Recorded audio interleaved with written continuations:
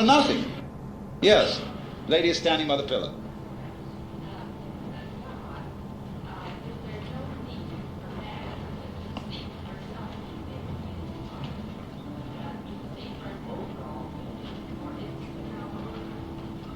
So the question is there then no need for man to seek for a meaning in his life?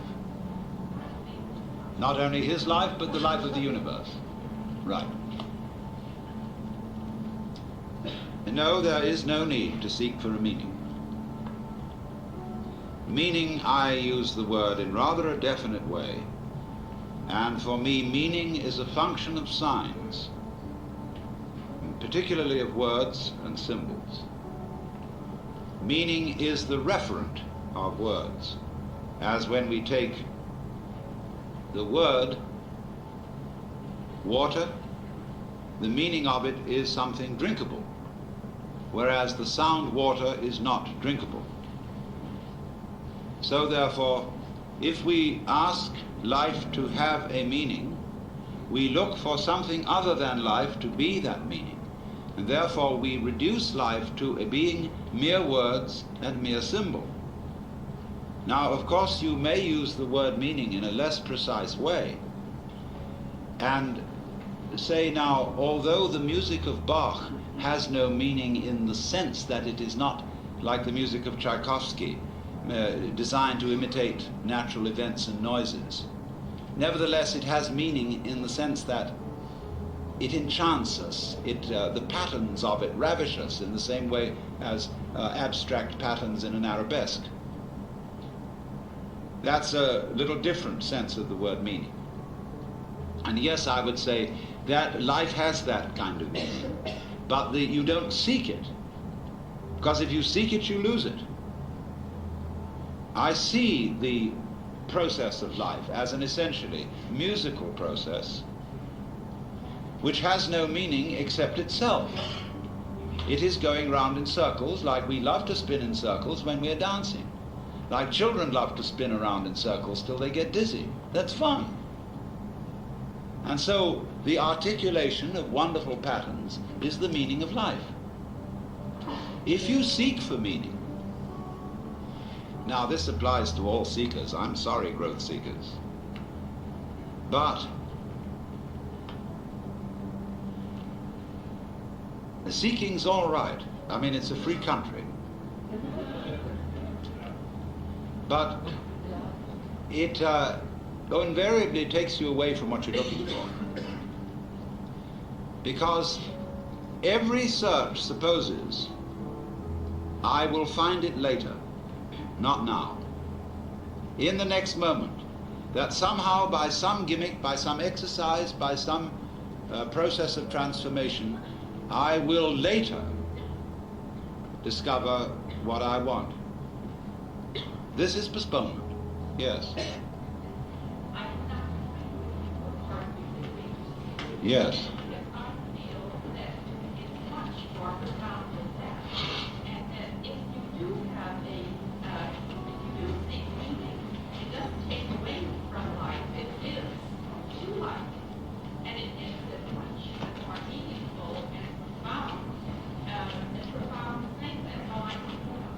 Well, this is a matter of words, my friend, because you may think that dancing is superficial, whereas I think it's profound.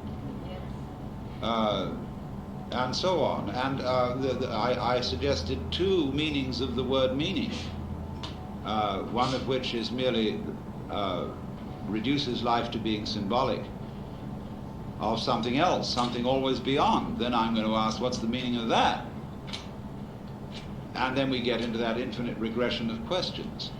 I feel that instead of getting into these infinite regressions of what is beneath, what is behind, look, it's right out in front of you now.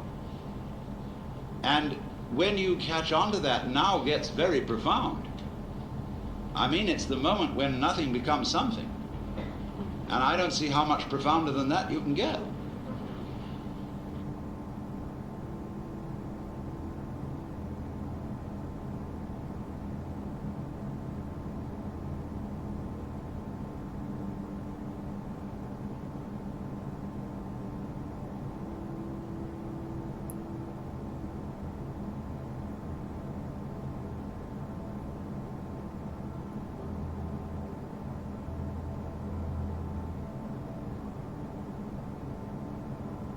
So I've been developing the Zen Show content. During that process, I viewed what adventure basics means within the clear vision of the Zen paradox.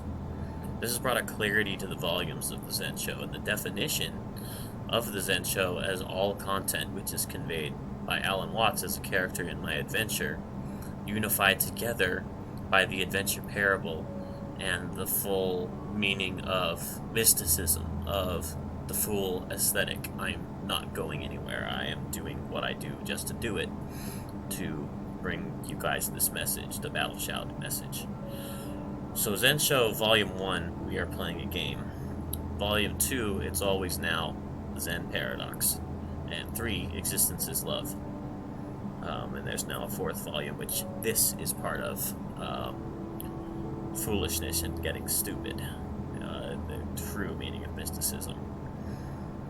The steps of adventure basics were always a parable centered on sovereignty, which, as I came to understand, is just the degree to which you see your own responsibility. Sovereignty is the polarity sense. It runs from, I did not ask for this, take it away, to, all happenings forever, I did, and I do not control them. I simply participate in what I have made, without the false conception that I can either make a mistake or a success. It already is a success, and there's no need to go away from it or do anything to cause the right happening. Because it's happening, it's already right and true. Adventure Basics describes the mutually arising interaction between the Zen teacher and the seeker. I first wrote about mutual arising without having the word for it, while commenting on Warcraft Classic and my impressions as a guide role, which is fully dependent on the mechanism within game systems of discovery and canvassing, and the existence of newcomers who are going to ask for help, because they're new, and they see other players doing things and want to know how to also do those things, get to those places, and so on. This idea is very nicely described by the game system element, XP, experience. Knowledge is experience. Deciding is the first basic, actually, in the original parable. So, this is an action that describes the intent for adventure. When you're in a location, you remain in that location until you make a decision to leave it. The parable presents this as an upside-down map. The destination is actually where you already are. Deciding to go where you already are is the core of the Zen paradox. In the Tao sense, this step refers to the state of pretending you're going some other direction than where the Tao is carrying. It is a direct statement about De, the trait or ability to not be in your own way. Deciding then leads to the middle step, going. It mutually arises with the decision to adventure, and arrival then arises with doing whatever it is that is done at the destination to get XP, to experience what is there. In the Zen paradox step, all 3 steps are one thing. You come through a door, turn around, and see that there was never a door. You are experiencing already. When seen clearly in the reality that it's always now, you have a different 3-step flow, which is not self-paradoxical. First step is awaken, or awareness activation. Far in, you are in touch with the overall process that's going on. You are the still point of the turning world, the turning of the game of nature, of human social play. Failing this step, far out. You don't even know where you started, and you are lost. As Alan Watts says, my respects. So number 2, viewing what is that. And this is essentially, not making a second reality that doesn't actually exist. This is really the unlearn step, where unlearn is necessarily involved with create. This is the stop which you need in order to have start. Stopping all but the viewing of what is, the listening, the observation of what this is, what's here. And number 3, create. Participate in expression.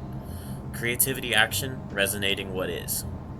This is the experience. This is the dance, the song, the play, done sincerely, just for itself. These new 3 steps are somewhat of the cumulative definition I didn't have when I was speaking of the state of an adventure, repeating, the deciding, going, doing, essentially being. This is the mystical thing, the great magic, play. Knowing you can't make a mistake, not acting classist or trying to one-up on the universe or any of yourselves in it.